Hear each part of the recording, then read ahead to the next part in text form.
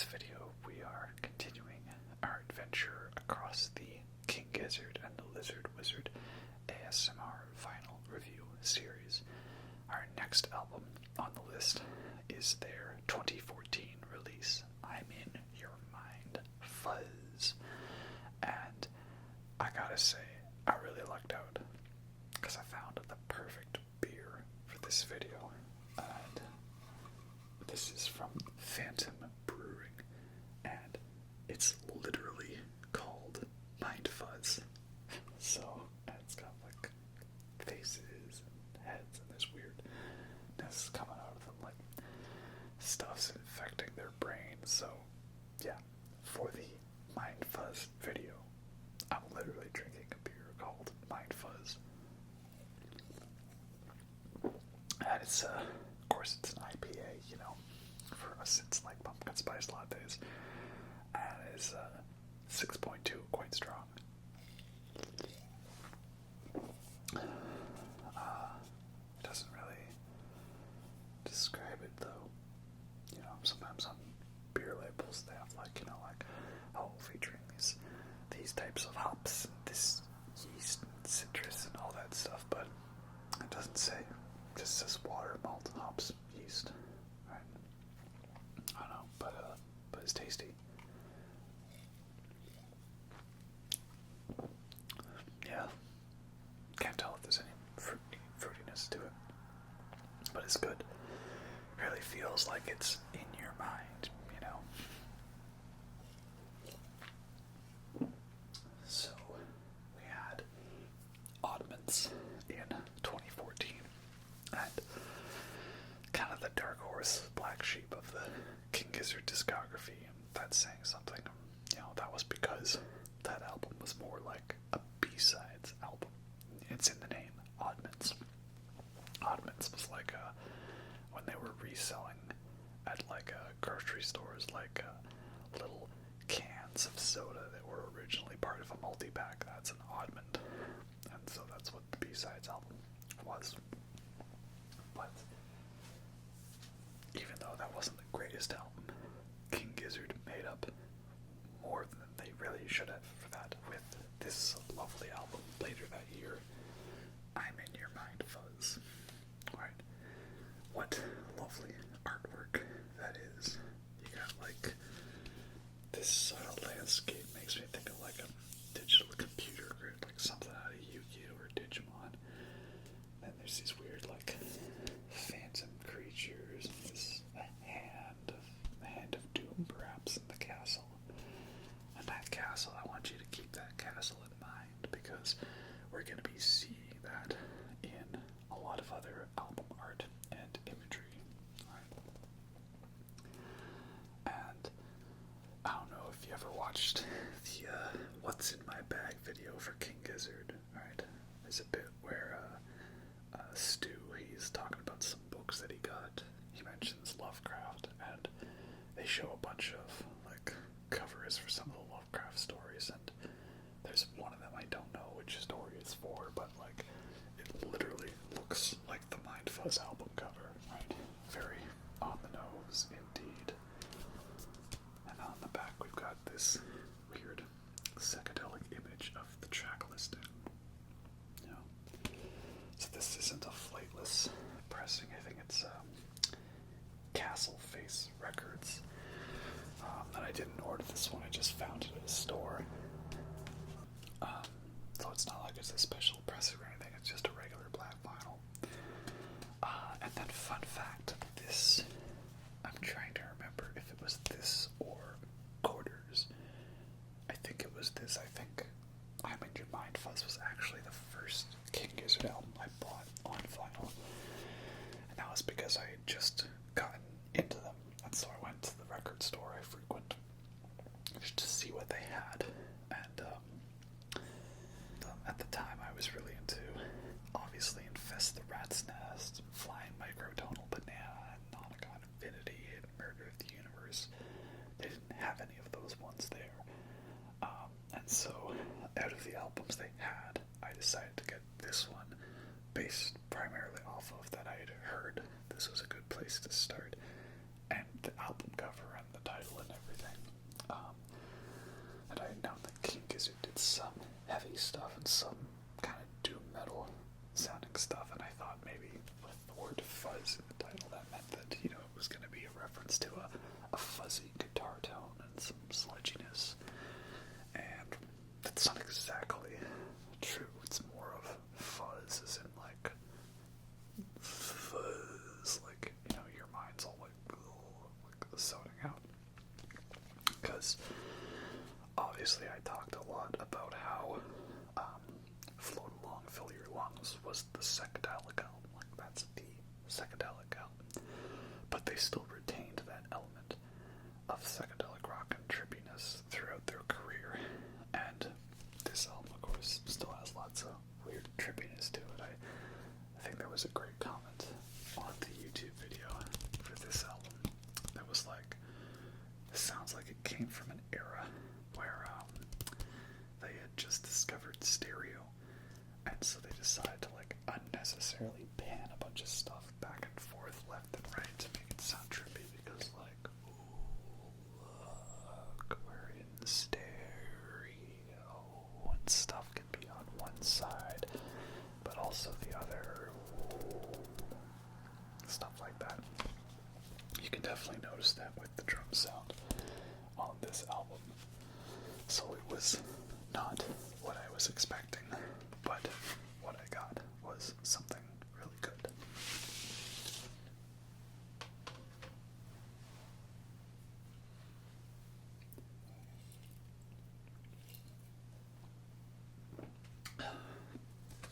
So on the inside here we have lyrics. And I like how there's a little different font for each of the songs. That's pretty cool. And then on the back here, photos of the band and like info on like all, you know, where it was recorded. Tracks this recorded by Paul Maber at a secret location in Melbourne. And the band. Alright. So this one actually has all the members, right? Michael Cavanaugh, Cavs on drums, Cookie Dog 69 on guitar, Ambrose Kenny Smith, strangers call him Kenny, on harmonica, blues harp, as they call it here, right? And Eric on drums as well, Stu, vocals, guitars, keys, flute, Lucas Skinner on bass, and the great Walkie Jake on guitars and vocals. So it's kind of interesting because I kind of thought when first hearing of the band that like them having so many members was that the reason they put out all this music so frequently was that you had like different members writing a whole bunch of songs. And so, you know, like, oh, if you had like 7 people all writing a bunch of songs, you could write so much more music. But actually, no, most of it's just Stu. He's just like off writing all these songs, and everyone else is like, alright, let's just do it and get it done. So that's pretty cool. And I'll show you the record, but again, it's not too special. It's just regular black vinyl. You know, side B and side A. Personal note though, I mean, I guess it's an artistic choice to just have it like say side A, but I like it when they have like the track list and the times like listed on the middle of the record, because sometimes bands can get really confusing on how they let the listener know what is side A and what is side B, all that stuff. I think the most confusing one I ever had of that was the band. It's a band called ISIS, right? That's a band, and they were along well before that other, you know, group of people, unfortunately. And was the album In the Absence of Truth, and that one, there's like this artwork on it that's like this series of a bunch of knots all tied together, and the way you're supposed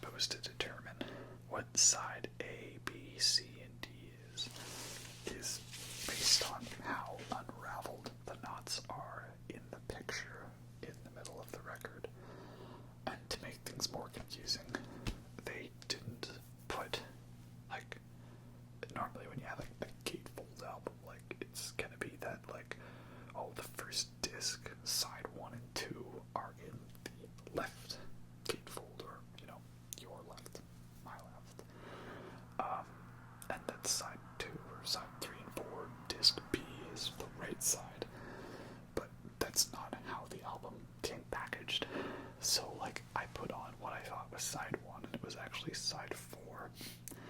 And then I had to make sure that every time I listened to the album, I put it back in the proper order so I know what's what is what's what.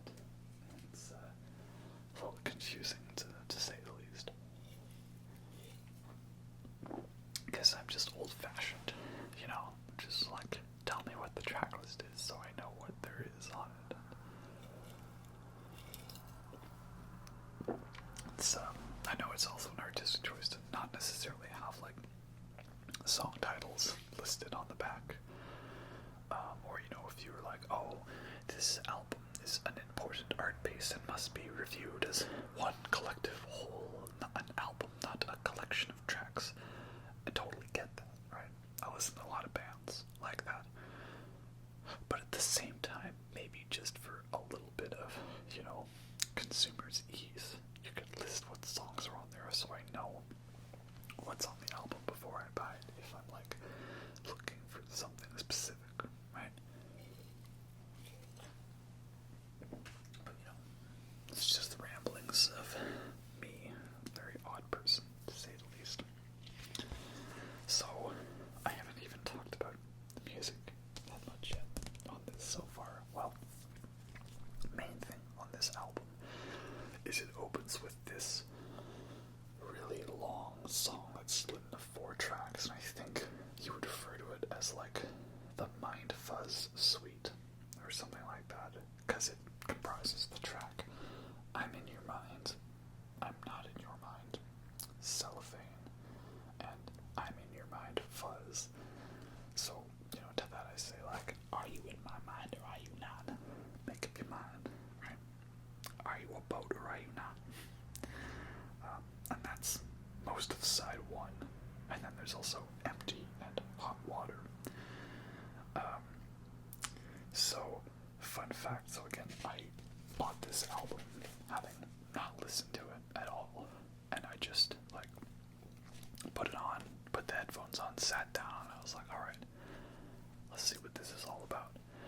And I remember when I kind of noticed that the lyrics were talking about cellophane, I was kind of like, oh wow, I thought this first song was just really, really long, but no, this is actually like multiple tracks as a big long song. It's just all flowing together. So that's pretty awesome. Really dug that. And that's the thing King Gizzard does a lot, is they have a lot of ways in which most of their songs will flow in from one another to the next, even if it's only the slightest connection, like a song fades out, but as it's fading out, you hear like the sounds of them tuning an instrument to get ready to play the next song, and it does make it a bit annoying if you're putting playlists on shuffle and you throw King Gizzard songs in the mix, because then you're like, well, I've got this song coming up, but that leads into this, and then that one, it would just feel wrong to not play that along with this one, and you know, soon you're just making it all King Gizzard, and it's not what you necessarily want to do. But it's fun. I like when bands do that. Obviously, Pink Floyd does that a lot, right? Albums where even if the songs aren't necessarily connected, they still have like segues between them. So King Gizzard does that too, and I think that's cool.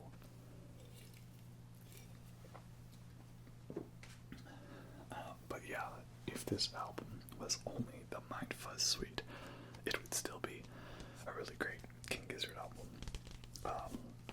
It's got a lot of other great stuff on there. I know Hot Water is quite a fan favorite, especially with the fun little flute lick to it, you know.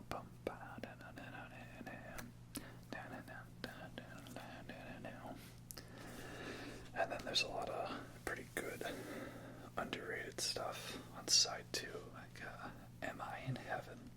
That one's just like a pretty long, kick-ass, trippy song. You got Slow Jam 1 and Slow Jam 2, Her and I, both great. And Satan Speeds Up, which it's got a lot of wah on the guitar tone, you know. Kirk Hammett would be proud. Very great song.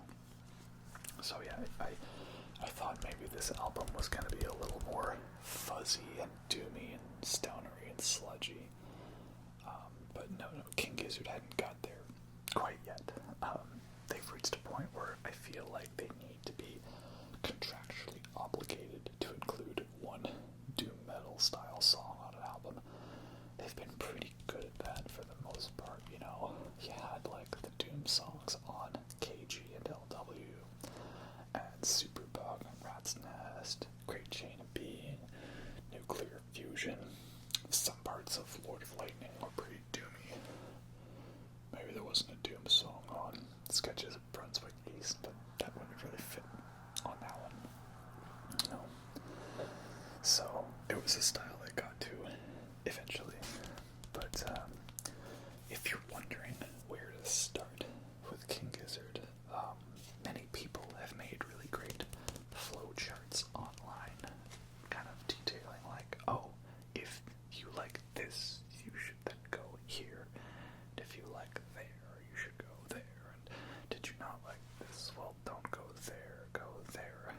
Stuff like that. And most people would probably say that the two best albums to start with are either Nonagon and Infinity, because that's it's a pretty accessible album and it's very high paced and in your face. So it it doesn't like drag or slow. It just hits you in the face.